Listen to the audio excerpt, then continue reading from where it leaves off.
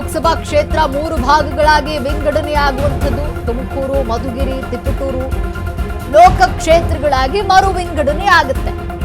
1967ರ ಕ್ಷೇತ್ರ ಮರು ವಿಂಗಡಣೆ ಕಾಯ್ದೆಯೇ ಇಲ್ಲಿಗೆ ಬರ್ತಾ ಇರೋದು. 1967ರಿಂದ 1971ರಲ್ಲಿ ಮಧುಗಿರಿ ಲೋಕಸಭಾ ಕ್ಷೇತ್ರವನ್ನ ವಿಂಗಡಣೆ ಮಾಡಲಾಗಿತ್ತು.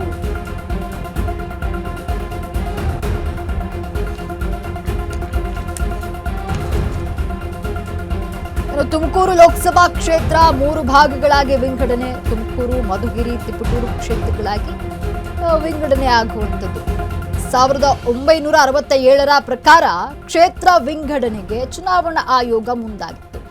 1967, 1971ರಲ್ಲಿ ಮಧುಗಿರಿ ಲೋಕಸಭಾ ಕ್ಷೇತ್ರವಾಗಿ ವಿಂಗಡಣೆಯಾಗಿತ್ತು. 1957, 1962ರಲ್ಲಿ ತಿಪಟೂರು ಲೋಕಸಭಾ ಕ್ಷೇತ್ರವಾಗಿ ವಿಂಗಡಣೆಯನ್ನ ಮಾಡಲಾಗಿತ್ತು.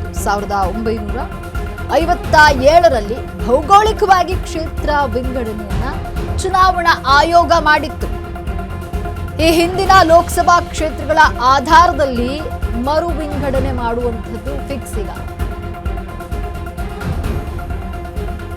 ಕರುನಾಡಿಗೆ 42 ಲೋಕಸಭಾ ಸೀಟ್, ರಾಜ್ಯ ಲೋಕಸಭಾ ಸೀಟ್ ಕುಸಿಯುವಂತಹ ಆತಂಕ ಇಲ್ಲ. ಮೈಸೂರು ಲೋಕಸಭಾ ಕ್ಷೇತ್ರದಿಂದ ಕೊಡಗು ಬೇರ್ಪಡೋದು ಫಿಕ್ಸ್. ವಿಜಯಪುರ ಲೋಕಸಭಾ ಕ್ಷೇತ್ರವೂ ಕೂಡ ಪುನರ್ ವಿಂಗಡಣೆ ಆಗೋದು ಇಲ್ಲಿ ಖಚಿತ. ಈ ಹಿಂದಿನ ಲೋಕಸಭಾ ಕ್ಷೇತ್ರಗಳ ಆಧಾರದಲ್ಲಿ ಮರು ವಿಂಗಡಣೆ ನಡೆಯುತ್ತೆ. 3 ಭಾಗ ಆಗಲಿದೆ. ಬೆಂಗಳೂರು ಗ್ರಾಮಾಂತರ ಲೋಕಸಭಾ ಕ್ಷೇತ್ರ, ಹೊಸಕೋಟೆ, ಕನಕಪುರ ಲೋಕಸಭಾ ಕ್ಷೇತ್ರವಾಗಿ ವಿಂಗಡಣೆ ಆಗುವಂತಹ ಸಾಧ್ಯತೆ ಇದೆ. ಬೆಳಗಾವಿ ಜಿಲ್ಲೆಯು ಕೂಡ 3 ಭಾಗಗಳಾಗಿ ವಿಂಗಡಣೆ ಆಗುವಂತಹ ಸಾಧ್ಯತೆ ಇದೆ. ಇನ್ನು ಆ ಕ್ಷೇತ್ರ ವಿಂಗಡಣೆ ಯಾಕೆ ಅಂತ ನೋಡೋದಾದ್ರೆ ಏನು ದಿನಕ್ಕೆ ಮತದಾರರ ಒಂದು ಮತ ಚಲಾವಣೆ ಸಂಖ್ಯೆ ಕಡಿಮೆ ಆಗ್ತಾ ಇದೆ. ಹಾಗಾಗಿ ಕ್ಷೇತ್ರ ವಿಂಗಡಣೆಯನ್ನು ಮಾಡಲಾಗ್ತಾ ಇರುವಂಥದ್ದು. ಕ್ಷೇತ್ರ ವಿಭಜನೆಯಿಂದ ಮತದಾನ ಸಿಕ್ಕಾಪಟ್ಟೆ ಏರಿಕೆಯಾಗುತ್ತೆ. ಏನು 0.3ರಿಂದ 2.3ರಷ್ಟು ಮತದಾನ ಹೆಚ್ಚಾಗುವಂಥದ್ದು. ಉಡುಪಿ, ಚಿಕ್ಕಮಗಳೂರು ಮರು ವಿಂಗಡಣೆಯ ಸಾಧ್ಯತೆ. ಚಿತ್ರದುರ್ಗದ ವ್ಯಾಪ್ತಿಯಲ್ಲಿ ತುಮಕೂರಿನ ಕೆಲ ಪ್ರದೇಶಗಳಿರುತ್ತೆ.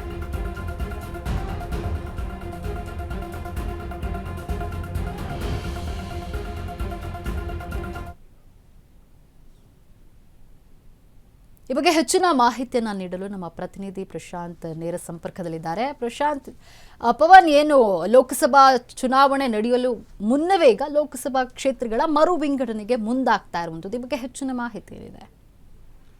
ಲಕ್ಷ್ಮಿ, ಏನು ಕಳೆದ 3 ವರ್ಷಗಳಿಂದ ಕೇಂದ್ರ ಸರ್ಕಾರ ಕ್ಷೇತ್ರ ಮರು ವಿಂಗಡಣೆ ಮಾಡಬೇಕು, ಇಡೀ ದೇಶಾದ್ಯಂತ ಕ್ಷೇತ್ರ ಮರು ವಿಂಗಡಣೆ ಮಾಡಬೇಕು ಅಂತ ಹೇಳಿ 2 ಬಾರಿ ಬಿಲ್ಲನ್ನು ತಂದಿತ್ತು. ಅದು ಚಳಿಗಾಲದ ಅಧಿವೇಶನದಲ್ಲಿ ಕೂಡ ಆ ಬಿಲ್ಲನ್ನು ಮಂಡನೆ ಮಾಡಿದರು. ಆದರೆ ವಿಪಕ್ಷಗಳ ಒಗ್ಗಟ್ಟಿನ ಹೋರಾಟದಿಂದಾಗಿ ಅದು ಬಿಲ್ಲು ಮಂಡನೆ ಆಗಲಿಲ್ಲ. ಈಗ ಮತ್ತೆ ಮುಂಗಾರು ಅಧಿವೇಶನದಲ್ಲಿ ಅದೇ ಬಿಲ್ಲನ್ನು ಏನು ಕ್ಷೇತ್ರ ಮರು ವಿಂಗಡಣೆ ಬಿಲ್ಲನ್ನು ತರ್ತಾ ಇದ್ದಾರೆ. ಈ ಬಾರಿ ಏನಂದರೆ, ಮುಂಚೆ ಏನಂದರೆ ಜನಸಂಖ್ಯೆ ಆಧಾರ ಇಟ್ಕೊಂಡಿದ್ರು. ಜನಸಂಖ್ಯೆಯ ಮಾನದಂಡದಲ್ಲಿ ಕ್ಷೇತ್ರ ಮರು ವಿಂಗಡಣೆ ಮಾಡಬೇಕು, ಲೋಕಸಭಾ ಕ್ಷೇತ್ರಗಳನ್ನು ಮರು ವಿಂಗಡಣೆ ಮಾಡಬೇಕು ಅನ್ನೋದು ಒಂದು ಉದ್ದೇಶ ಆಗಿತ್ತು. ಆದರೆ ಅದಕ್ಕೆ ದಕ್ಷಿಣ ಭಾರತದ ರಾಜ್ಯಗಳು ವ್ಯಾಪಕವಾಗಿ ವಿರೋಧಿಸಿದ ಕಾರಣವಾಗಿ ಅದನ್ನು ಕೈಬಿಟ್ಟು ಈಗ ಜನಸಂಖ್ಯೆ ಆಧಾರದ ಅಲ್ಲದೆ ಭೌಗೋಳಿಕ ಆಧಾರದ ಮೇಲೆ ಮತ್ತು ಅಭಿವೃದ್ಧಿ ಆಧಾರದ ಮೇಲೆ ಕ್ಷೇತ್ರ ಮರು ವಿಂಗಡಣೆ ಮಾಡಬೇಕು ಅಂತಂದು ಕೇಂದ್ರ ಸರ್ಕಾರಕ್ಕೆ ಒಂದು ನೇತೃತ್ವದ ಕಮಿಟಿಯವರು ವರದಿ ಕೊಟ್ಟಿದ್ದಾರೆ.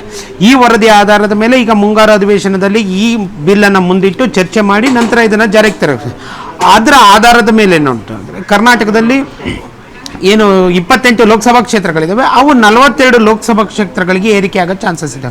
ಹಾಗಾದರೆ ನಾವೊಂದು ಮೇಲ್ನೋಟಕ್ಕೆ ನೋಡ್ತಾ ಹೋಗೋದಾದರೆ ಬೆಂಗಳೂರು ಆಗಿರ್ಬೋದು, ಮತ್ತು ಬೆಳಗಾವಿ ಆಗಿರ್ಬೋದು, ತುಮಕೂರು ಆಗಿರ್ಬೋದು, ಮೈಸೂರು ಆಗಿರ್ಬೋದು, ಹುಬ್ಳಿ ಧಾರವಾಡ ಆಗಿರ್ಬೋದು, ಈ ಕ್ಷೇತ್ರಗಳು ಒಂದು ಹಂತಕ್ಕೆ ಜನಸಂಖ್ಯೆ ಆಧಾರವಾರು ಮತ್ತು ತಾಲೂಕುಗಳ ರಚನೆಯಿಂದಾಗಿ ಭಾಳ ದೊಡ್ಡದಾದಂಥ ಕ್ಷೇತ್ರಗಳು. ಈ ಕ್ಷೇತ್ರಗಳನ್ನು ಭಾಗ ಮಾಡಬೇಕು ಅನ್ನೋದು ಈಗ ಸದ್ಯಕ್ಕೆ ಕೇಂದ್ರ ಚುನಾವಣಾ ಆಯೋಗದ ಮುಂದಿರೋದು.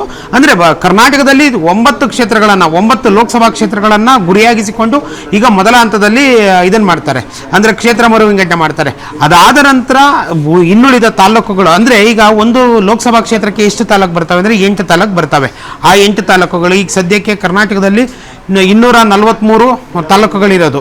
239 ಇದ್ದಂಥವನ್ನ ಸಿ ಎಂ ಸಿದ್ದರಾಮಯ್ಯನವರು 4 ತಾಲೂಕುಗಳನ್ನು ಹೆಚ್ಚಿಗೆ ಮಾಡಿ ಈಗ 243 ತಾಲೂಕುಗಳಿದ್ದು, ಈ 8 ತಾಲೂಕುಗಳಿಗೆ ಒಂದೊಂದು ಅಂತ ಮಾಡ್ತಾ ಹೋದ್ರೂ ಸಹ 40 ಲೋಕಸಭಾ ಕ್ಷೇತ್ರಗಳಾಗ್ತವೆ. ಆದರೆ ಜನಸಂಖ್ಯೆ ಮತ್ತು ಜನಸಾಂದ್ರತೆ ಆಧಾರದ ಮೇಲೆ ಮತ್ತು ಭೌಗೋಳಿಕ ಆಧಾರದ ಮೇಲೆ ಮುಂದಿನ ದಿನಗಳಲ್ಲಿ ರಾಜ್ಯದ ಬೆಳವಣಿಗೆ ಆಧಾರದ ಮೇಲೆ ಈ ಏನು ಕ್ಷೇತ್ರ ಮರುವಿಂಗಡಣೆ ಮಾಡಬೇಕು ಅನ್ನೋದು ಲೋಕಸಭಾ ಅಂದರೆ ಕೇಂದ್ರ ಸರ್ಕಾರದ ಒಂದು ನಿರ್ಧಾರ ಆಗಿದೆ. ಹೀಗಾಗಿ 42 ಕ್ಷೇತ್ರಗಳಿಗೆ ಹಂಚಿಕೆ ಆಗ್ಬೋದು. ಅಂದರೆ ಇದಕ್ಕೆ ಮಾನದಂಡ ಯಾವ ರೀತಿ ಇಟ್ಕೋತಾರೆ ಅಂತ ನೋಡ್ತಾ ಹೋದರೆ 1957 ಮತ್ತು 1962, 67ರಲ್ಲಿ ಇದೇ ರೀತಿ ಮೊದಲ ಬಾರಿಗೆ ಚುನಾವಣಾ ಆಯೋಗ ಕ್ಷೇತ್ರ ಮರುವಿಂಗಡಣೆಗಳ ಎಕ್ಸ್ಪೆರಿಮೆಂಟ್ ಮಾಡಿತ್ತು. ಅಂದರೆ ಆಗ ಇನ್ನೂ ಭಾರತದ ದೇಶ ಏನು ಸ್ವತಂತ್ರ ಬಂದು ಆಗ್ತಾನೆ ಆಗಿದ್ದ ಕಾರಣ ಒಂದು ಹಂತದಕ್ಕೆ ಡಿಜಿಟಲ್ ಇವತ್ತು ಎಲ್ಲಿ ಯಾವ ಮೂಲೆಯಿಂದ ಯಾವ ಮೂಲೆಗೆ ಬೇಕಾದರೂ ಜನರನ್ನು ಐಡೆಂಟಿಫಿಕೇಶನ್ ಮಾಡ್ಬೋದು. ಆದರೆ ಆಗಿನ ಕಾಲದಲ್ಲಿ ಇರಲಿಲ್ಲ, ಪತ್ರ ವ್ಯವಹಾರ ಇತ್ತು. ಮೊದಲ ಚುನಾವಣೆ ಇದೆಯಲ್ಲ 1952ರ ಲೋಕಸಭಾ ಚುನಾವಣೆ, ಮೊದಲ ಲೋಕಸಭಾ ಚುನಾವಣೆ ಬರೋಬ್ಬರಿ 1 ವರ್ಷ ನಡೆದಿತ್ತು.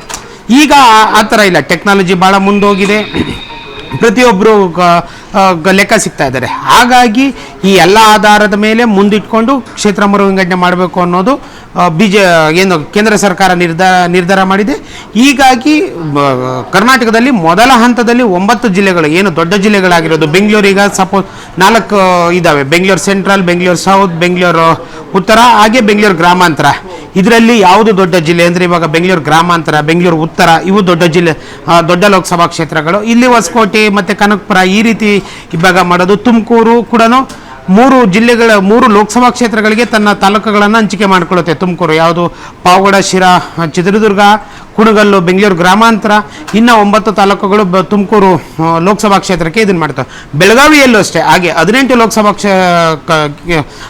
ವಿಧಾನಸಭಾ ಕ್ಷೇತ್ರಗಳಿದ್ದಾವೆ. ಚಿಕ್ಕೋಡಿ ಮತ್ತು ಈಗ ಬೆಳಗಾವಿ ಇದೆ. ಇದರ ಮಧ್ಯೆ ಗೋಕಾಕನ್ನು ಸೃಷ್ಟಿ ಮಾಡೋಂಥ ಸಾಧ್ಯತೆ ಇದೆ.